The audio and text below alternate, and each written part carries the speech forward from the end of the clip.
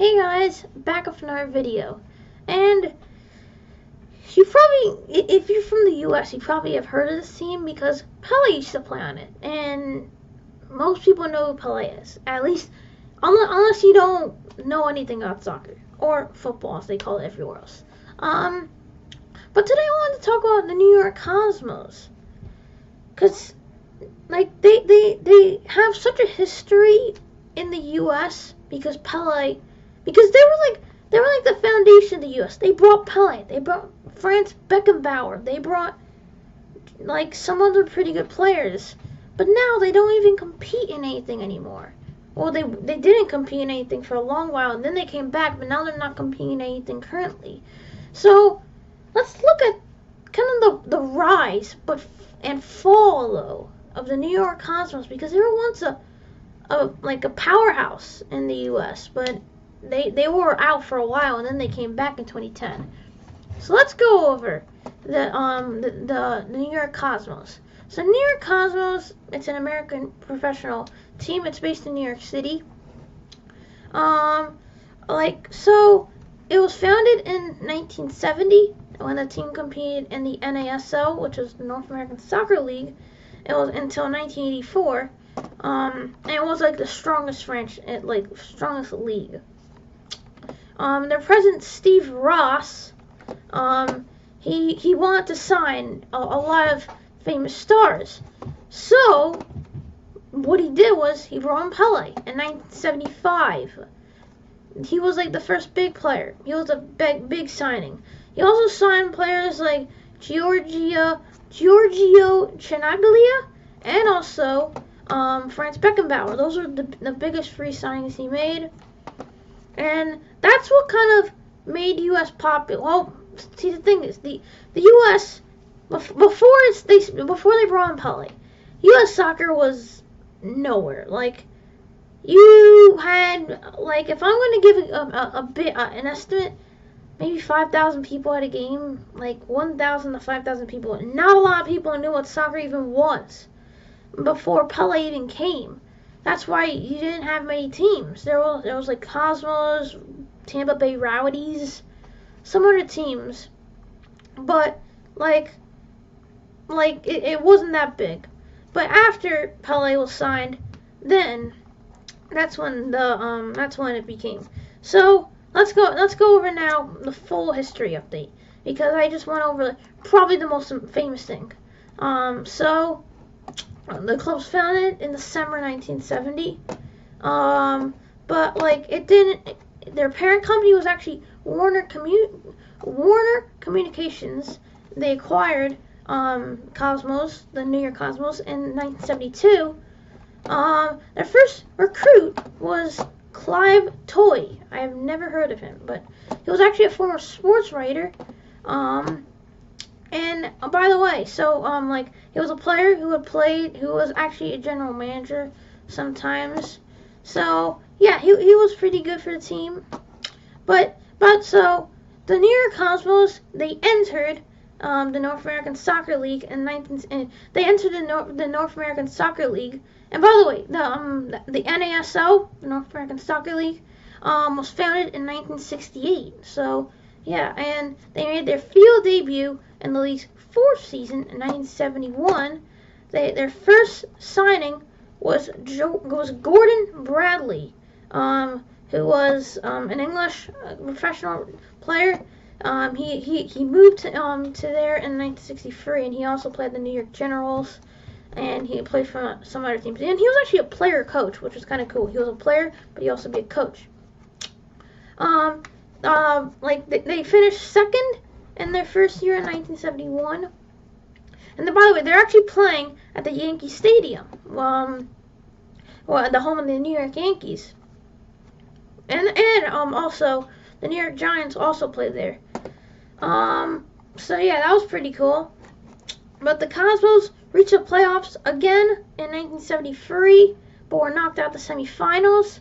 And actually, a fun fact: the Bradley guy who I was talking about, he actually coached the United States national team for 6 games during 1973. That's a pretty cool thing. Before the 1974 season, they moved again to Downing Stadium, which was like a stadium in Randall's Island. In their first year, unfortunately, there at the Downing Stadium, they finished bottom of the division, so they did not make the playoffs. And now we go into the 1975 season. This was probably their most famous season because in 1975 they brought in the man, the myth, the legend, the best player one of the best players at least at the time, the most famous player at the time, Pele. Yes, they brought in Pele. It was in 1975 they brought Pele in. By the way, they were actually trying to bring him in since the team was created. And the funny part is, the owner Ross, he actually had not heard of him before getting into the New York Cosmos. He had not heard of him, which is so funny. So yeah, Pele joined on June 10th, 1975, on a whopping 1.4 million per year. If you think of that back then, that's a lot of money. This is 1975 we're talking about. He was getting paid 1.4 million a year. And compare that to Santos, where he was playing before, that's a lot of money. That's a lot of money. And again, in 1975, they didn't have as much money as they do now with soccer teams, and especially a team from the USA. That's a lot of money, 1.4 million per year. So yeah, and like they said, it was an enormous wage. It was such a big one. And so yeah, the team was based around Pele because they wanted him to be the center of the team. They also signed Max Dillon that year. They signed him in 1975, which was a pretty good deal. He actually had previously played for Tottenham, played for Millwall, Swindon, Montreal Olympique, and he was moving to New York Cosmos. And then that year, the Cosmos, they didn't do that great. They finished the season third, so they didn't win the title, but it was okay. But it wasn't that great. Compared to with Pele, it wasn't that great. And then for 1976, Bradley, the manager, half player, half manager, was replaced by Ken Furphy as manager, and this is when they brought in Italian forward Giorgio Chinaglia. Chinaglia, he was an Italian striker. He had played for he actually grew up in Cardiff, which is kind of odd in Wales. He had played for Swansea, and he has played for Swansea Town, which is now called City. And he also played for Lazio, and they signed him from Lazio. He was doing really well at Lazio, but they brought him in because they wanted to bring more players in. And by the way, Chinaglia was in his prime when they signed him, so that was a big move to sign Chinaglia. He played and he actually played for them for the rest of their history. So pretty big one. And so yeah, and then in 1976 they went back to the Yankee Stadium.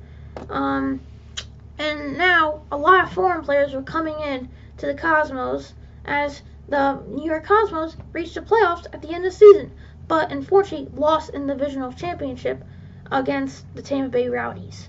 And by the way, the Tampa Bay Rowdies still exist to this day, so pretty cool. The Cosmos, unfortunately, though, relocated again from the 1977 season to the newly constructed Giants Stadium in New Jersey. So kind of odd. And by the way, in 1977, they dropped the New York. They were just known as the Cosmos. So no New York Cosmos. Now they're just the Cosmos. The city was, but the city name would come back in 1979. Bradley, the player coach, came back for 1977. And then South African, former Italian international Eddie Firmani took his place. Pele, and by the way, this was the year that Pele played his last ever match on October 1st, 1977. He played his last ever match playing with New York Cosmos playing against Santos. It was the match where he played the first match. I think it's the Cosmos in the next match, and then the rest of the match as the Santos. So pretty cool. And also, the Giant Stadium was crazy packed. It was really packed. There was like almost like 70,000 people, I think they were there. So yeah, that's a lot of people. So yeah, that was pretty cool. Pele appeared for both sides, playing one half for each, and but actually the Cosmos won against Santos 2-1. And like that was pretty cool. Carlos Alberto signed in 1977. Also, Franz Beckenbauer signed. 1974 World Cup winner came in 1977 with Carlos Alberto too. And then in 1977, 1978, and 1980, they won the championships, which was very decent. They won 3 of the 4 championships from 1977 to 1980. Only didn't win in 1979, which is great. And you want to know a fact? In a playoff game in 1977 against the Fort Lauderdale Strikers, they got a crowd of 77,691 people, a record for an American soccer club to this day. That's a lot of people, and especially again, this is in the late 1970s. That's a lot of people for a match. But unfortunately, like the team's average were the biggest in the league, and that also helped a lot of stuff going on. And then obviously Pele left, and in the 1980s things started to go down. They really didn't go well after that, especially in the 1980s. ABC left in 1980, and also in 1981 the Soccer Bowl became a thing, but in 1984 a salary cap was made, so the Cosmos couldn't keep on signing all these players. They had to stick to all those players, because if you look at one of the final Pele games, there were like all the players in the team were all like foreign, and that's not great because it is like American soccer. You don't want it to be all foreign players. So, but again, they want to make it popular. So, and also to put that in 1980s, the Cosmos had financial problems, and it wasn't starting to go great. They had like really bad financial problems. And like in 1982, the club won its last title, and it was also in 1984 it was their last season of the NASL. And yeah, they didn't do good, and it was actually the first time they missed the playoffs since 1975. It's not great. And then in 1985 they pulled out, and they wouldn't return until 2010. Yes, because in 1994 the MLS became a thing, the Major League Soccer, and the NASL, and like most of the teams pulled out in 1985, like the New York Cosmos, and they wouldn't come back until 2010. So now we're going to be going on to the 2010 turn of things, because now we come back to 2010s, and now they're back in business. They're not in the MLS. They really wanted to get in the MLS, but unfortunately they didn't, because they already had New York NYCFC, and they already have New York Red Bulls. So they weren't gonna be in the MLS. So yeah. Now we're gonna get into the new way, because, and by the way, also in 1985 they played Major Indoor Soccer. They played in the Major Indoor Soccer League. So yeah. Now we're gonna go back. So. And a bunch of the NASL teams wanted to come and reintroduce into the MLS. And in 2009, Pinton sold the name and image rights for $2 million. For $2 million to the New York Cosmos. Then they announced that the club would return to playing on August 1st, 2010. So they wouldn't be playing MLS, but they would be playing some kind of league. And then Eric Cantona, who was hired director of soccer in in mid-2011, mid-January. Cantona had big plans on making them a big team again, but it took a little while to because they couldn't actually find a league to play in. But in 2013, but on July 12th, 2012, they would start competitive playing in the second tier of North American soccer, and they played back in the NASL. Because the NASL had disbanded, but they would be coming back for 2013. So great. It was like the second division of American soccer after the MLS in 2013. So now we go into 2013. They are getting into playing again. So 2013, they finished 5th in the standings. But they won the championship in the playoffs because they finished 5th. But if you get into the playoffs, you go into the knockout rounds, and they won the championship. Great. 2014, they finished 3rd, made it to the semifinals. And then 2015, they finished 1st in the league, and they also were champions. So they won the second time in 3 years. And then 2016, they finished 1st again in the league and were champions. So, and then in 2017, it was their final year of NASL, and they finished 4th, and they finished runners-up. So in 2018, this is when they started having financial troubles again. In November 2016, there were reports of financial stuff, and they weren't doing well. They had lost over $30 million, and they lost, and they only had 10. They were losing a lot of money, so they needed to do something with the team because the team was not doing good. And then the NASL, they canceled the 2018 season, so that was not good. And then for 2018-2019, the New York Cosmos would actually not be competing in anything.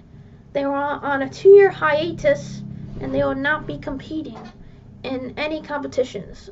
So yeah, so after that, but the good thing is, on Thursday, May 23rd, 2019, the team played its first game since 2017. They played against Bundesliga 2 side FC St. Pauli at the Rocco B. Comicio Soccer Stadium, which the New York Cosmos won 2-1.